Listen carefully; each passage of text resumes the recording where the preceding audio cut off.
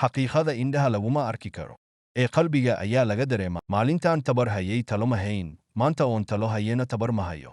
Dadka xiqdiga iyo calool xumada badan wuxuu noqon sida geedka timirta ah ee marka dhagax lagu tuuro roob timir ah soo daadiya.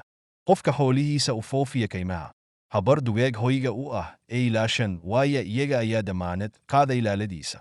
Geesinimadu waa qiimaha keliya ee lagu iibsan karo nabadda. Qofka doonistiisa sharci ka dhiga, sharci la'aan ayaa u dhacaa. Haddii laba ruux faras keliya wada fuulaan, waa qasab in midkood u dambeeyo.